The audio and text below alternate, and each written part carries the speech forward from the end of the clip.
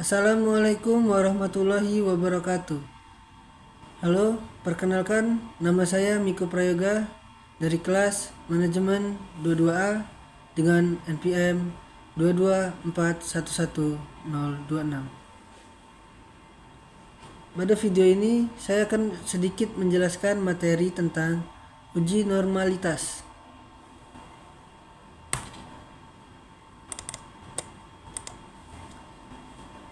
Kenapa uji normalitas itu penting? Uji normalitas adalah tes statistik yang digunakan untuk menentukan apakah data dari populasi tertentu mengikuti distribusi normal. Distribusi normal adalah distribusi probabilitas yang sering muncul dalam banyak bidang seperti statistik, ekonomi, dan ilmu alam. Uji normalitas penting karena banyak metode statistik yang didasarkan pada asumsi bahwa data mengikuti distribusi normal. Misalnya, uji T dan uji F adalah dua metode statistik yang sering digunakan untuk membandingkan dua kelompok data. Uji-uji ini mengasumsikan bahwa data dari kedua kelompok mengikuti distribusi normal. Jika data tidak mengikuti distribusi normal, maka hasil uji statistik tersebut mungkin tidak akurat. Oleh karena itu, penting untuk memeriksa apakah data mengikuti distribusi normal sebelum menggunakan metode statistik yang didasarkan pada asumsi ini. Ada beberapa jenis uji normalitas yang dapat digunakan. Beberapa uji normalitas yang umum digunakan adalah: yang pertama, uji Kolmogorov-Smirnov. Yang kedua, uji Shapiro-Wilk. Yang ketiga, uji Lilliefors. Yang keempat, uji Anderson-Darling.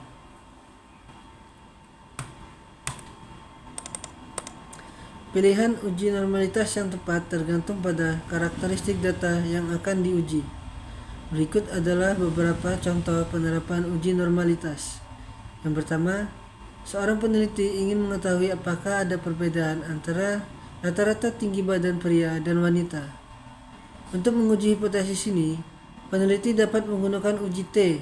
Namun, sebelum menggunakan uji T, peneliti perlu memeriksa apakah data tinggi badan pria dan wanita mengikuti distribusi normal.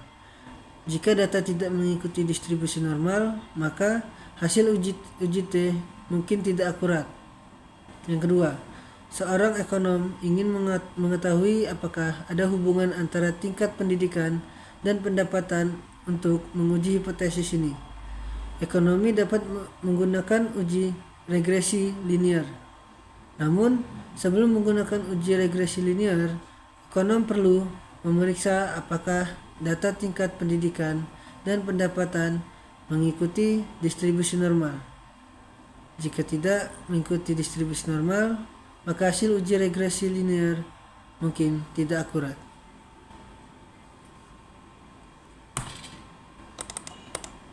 Definisi normalitas.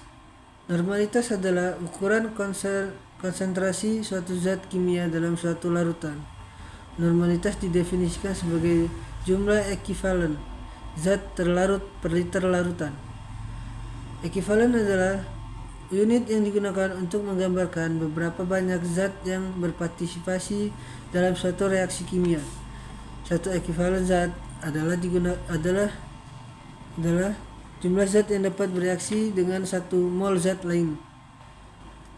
Normalitas dapat digunakan untuk menghitung jumlah zat terlarut yang diperlukan untuk suatu reaksi kimia. Misalnya, untuk menetralkan 1 mol asam asetat, diperlukan 1 mol basa. Jika larutan basa memiliki normalitas 1N, maka diperlukan 1 liter larutan untuk menetralkan 1 mol asam asetat. Normalitas juga dapat digunakan untuk membandingkan konsentrasi larutan yang berbeda. Misalnya, larutan asam klorida 0,1N memiliki konsentrasi yang sama dengan larutan natrium hidroksida 0,1N. Rumus normalitas adalah sebagai berikut. N sama dengan N kali M. Keterangannya, N besar adalah normalitas dan N kecil sebagai jumlah ekivalen zat terlarut, sedangkan M adalah molaritas.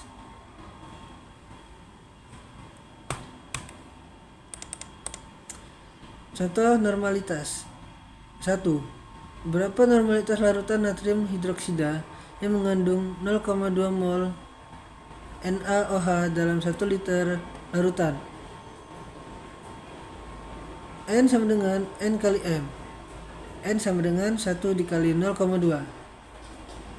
N sama dengan 0,2 N. Jadi, normalitas larutan natrium hidroksida tersebut adalah 0,2 N. Yang kedua, berapa volume larutan asam klorida? 0,1 N yang diperlukan untuk menetralkan 10 ml larutan natrium hidroksida 0,2 N. Jawabannya N1 kali V1 sama dengan N2 kali V2. 0,1 dikali V1 sama dengan 0,2 dikali 10. V1 nya sama dengan 20 ml. Jadi volume larutan asam klorida yang diperlukan adalah 20 ml.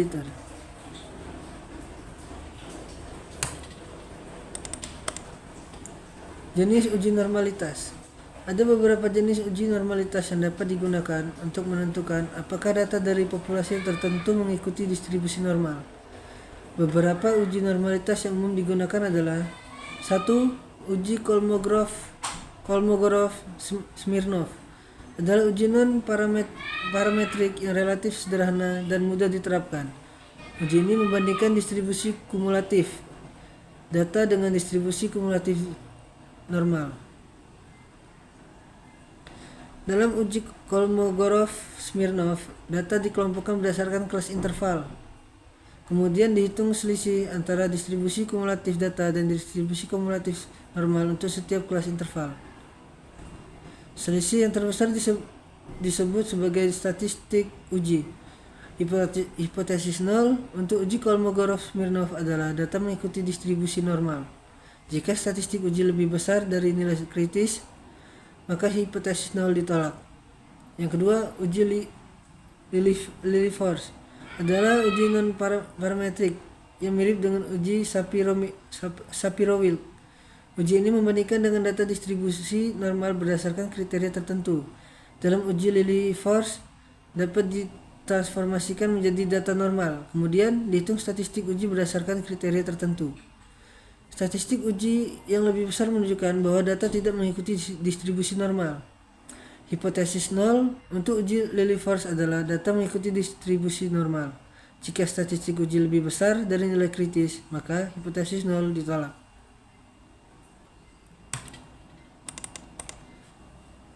Yang terakhir, uji Anderson-Darling adalah uji non-parametrik yang paling sensitif di antara keempat uji normalitas tersebut. Uji ini membandingkan data dengan distribusi normal berdasarkan kriteria tertentu.